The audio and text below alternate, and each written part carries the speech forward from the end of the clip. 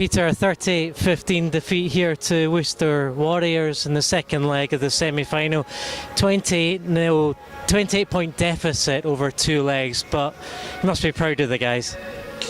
Yeah, really proud. We say this every week, don't we, Andy? Yeah, it was super, half-time. First to score again. We was first to score here 6 weeks ago. First to score with a nicely taken try by Matt Williams in the corner. First half, we were brilliant. I thought, again, last week we were on the wrong end, even though Worcester had 3 men in the bin. I thought we were in the wrong end. There's some really interesting decisions in the middle. And today, again, coming away from home, that's what you'd expect, but I thought today we were really up against it in terms of some of those tricky decisions. Made our lives harder considerably, but the effort, the execution has been brilliant. We're underdogs coming into the game. The firepower, you look at the starting lineup Worcester have got, and we pushed them all the way. There's some critical moments in that second half where they managed to, rolling mauls for 80 minutes it seemed from Worcester. And fair play to them, they had us in that area for a large part this evening. But in terms of rugby, there wasn't much rugby play. We were probably the ones playing most of the rugby this evening, which isn't often the way with London Scottish. But it's been outstanding.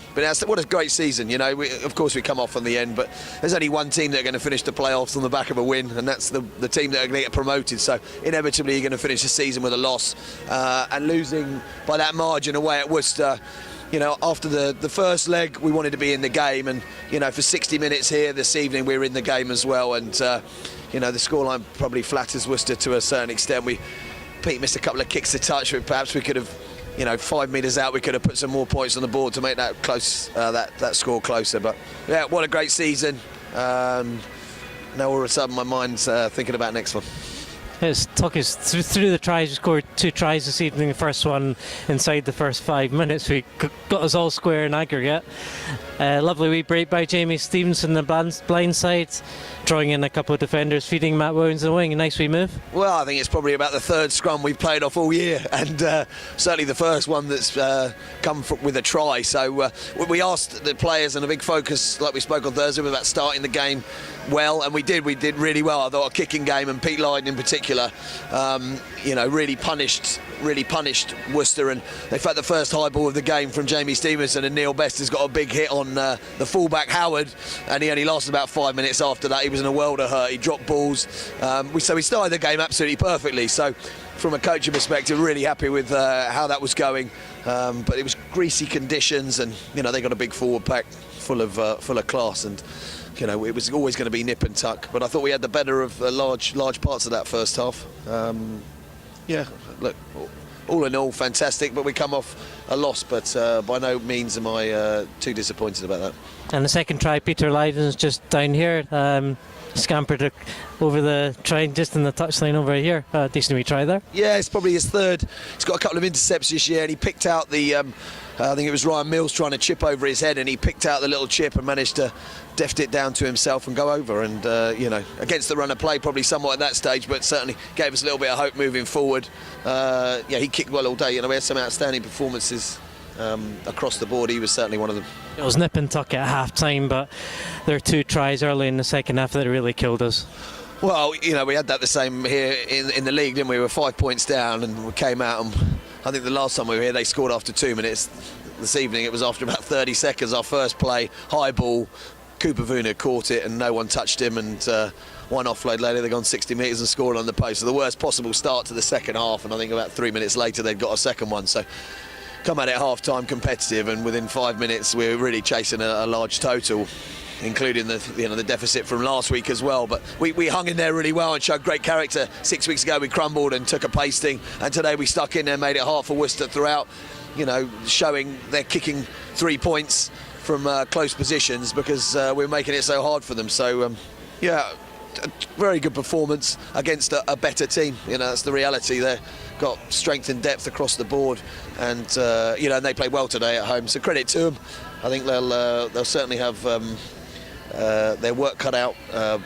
Interesting to see who wins between Bristol and Rotherham now, but I'll certainly be watching those finals with interest. Their attacking drive was really devastating tonight, wasn't it? Yeah, and it has been all season. They launched their backs. Probably tonight wasn't the night for their backs. I thought we had the better of them in the backs, actually.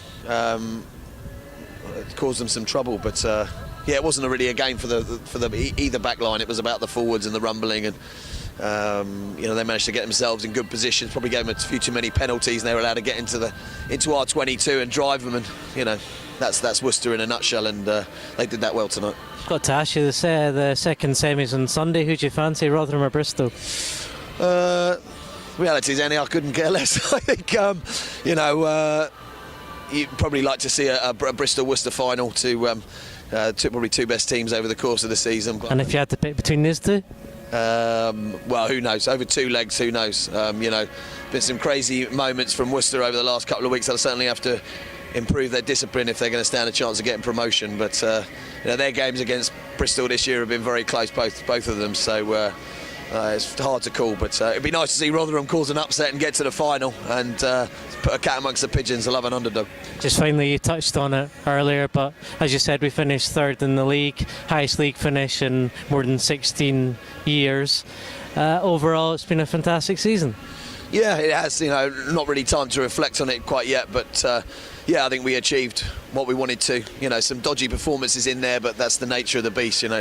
Chelsea won the Premiership, but I don't think they're fully satisfied with every performance they put in. So Bristol as well, finished top of the Championship with some very average performance in there. So that's the nature of the beast. But overall, the cream rises to the top, and we've had quality consistently across the year. Finished third. Our home form has been outstanding. Perhaps we'll be looking to improve on our away form next year. Well, I think the guys are back in pre-season mid-June, but enjoy that short break. Thanks.